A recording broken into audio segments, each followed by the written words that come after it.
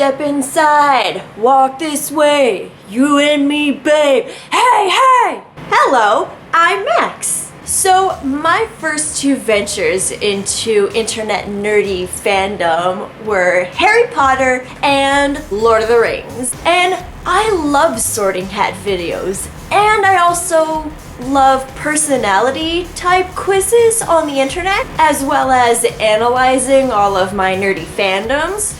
So I figured, what better video to do than sort all of the Lord of the Rings characters into their designated Hogwarts houses. Now, for the moment, I'm just going to do the characters from the Fellowship, which is kind of sad since there's no female characters in the Fellowship.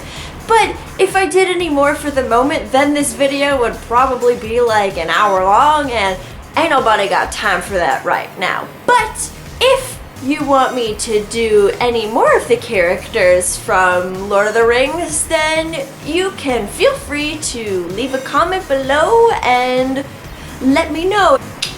Yeah. So first off, we will start with the ring bearer and the main character, Frodo Baggins. Now, it may or may not be an obvious choice, but I am going to put him into Gryffindor. Not only is he incredibly brave for volunteering to bring the ring to Mordor and also to abandon the Fellowship in order to protect them, it was very, very reckless of him to do that as well. And those two things are very, very obvious traits of Gryffindors. So into Gryffindor he goes.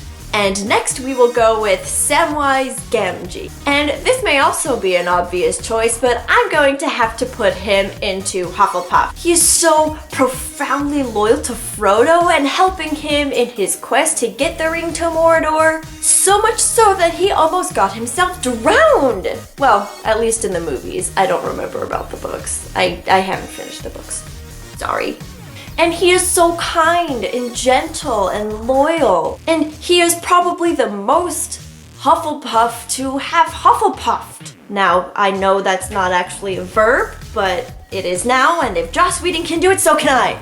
Alright, next up, let's go with Gandalf. And I'm going to have to go with Ravenclaw. Now again, this may be a bit obvious as he is an immortal character and he's, a wizard, therefore he's kind of wizened. And, he's the one that has the most experience with Middle-earth, and he's the one that knows the history, and he goes and does the research about the history of the ring and the story and all that good stuff. So yeah, this might be a little bit obvious, but it makes the most sense. So he's going into Ravenclaw. Alright, now we will go with Marietta Brandybuck, or Mary. Now, he and Pippin, I think, are actually a little bit difficult to do, because I feel like they can both fit into Gryffindor and Hufflepuff. Both of them are very, very fiercely brave and loyal, but they're also both very laid back and chill and kind and fun. But, however, I think for Mary, I'm going to have to put him into Gryffindor. He really stepped up when it came to battle at both Isengard and Gondor, especially Gondor, since he aided in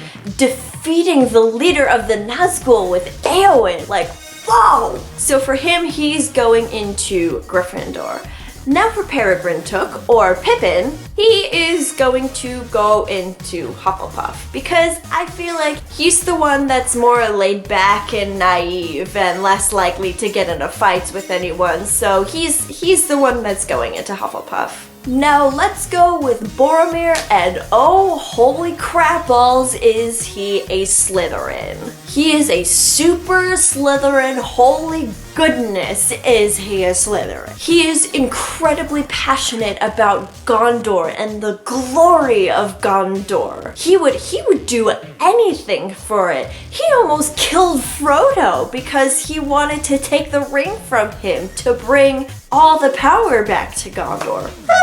And yeah, that obviously didn't work out so well for him, but However, he was also very protective of the hobbits, and even saved them from the Uruk-hai and died to protect them. And protectiveness is a very unknown but very common trait amongst Slytherins, and that's why he is going there. So Boromir, Slytherin. Ambitious, but also very protective. Alright, now it is time for Gimli, and he is actually a little bit difficult to sort as well. In one way, I feel like he is a Gryffindor. He is a very, very proud dwarf who is kind of boastful and a little bit reckless as well. But I also feels like he is a Hufflepuff because as a trait of dwarves, they like to eat, drink, and be merry and have fun, which is a very Hufflepuff type trait. In the end, I think I'm gonna have to put him in Hufflepuff because while he does love to eat, drink, and be merry, he is also very loyal and very proud, which I feel like is a very, very Hufflepuff trait on occasion. So yes, he is a Hufflepuff. And next we will go with Legolas, and he is also a little bit difficult to sort as well because we don't really get to see much of his character. Now, I, like most of my age when The Lord of the Rings came out, absolutely loved Legolas and thought he was my favorite character, but that's mostly because I thought he was super hot. But now that I'm older, I realize that he doesn't actually have that much of a personality and was mostly there to just, like, be pretty. So I kind of really have to think about this.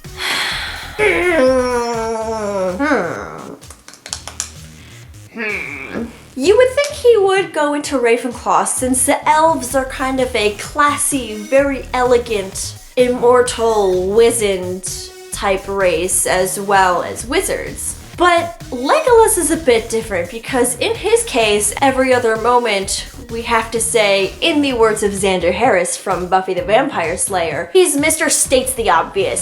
So I think in the end, I'm actually going to have to put him into Slytherin. He is a bit ambitious and show-offy when it comes to battle. And he's actually kind of a bit racist. He's got that elven superiority thing going on. Like, he definitely thinks that elves are not like a master race, but he thinks that elves are like better than dwarves. You know, he's competing with Gimli, especially in the first movie. And I believe there's a scene in the Two Towers extended version where he's talking to Aragorn about how all the humans, you know, are gonna die because they suck at battle and they're not gonna be able to protect themselves and they're weak and blah blah blah and stuff like that. So yeah, he's a Slytherin. He's definitely a Slytherin.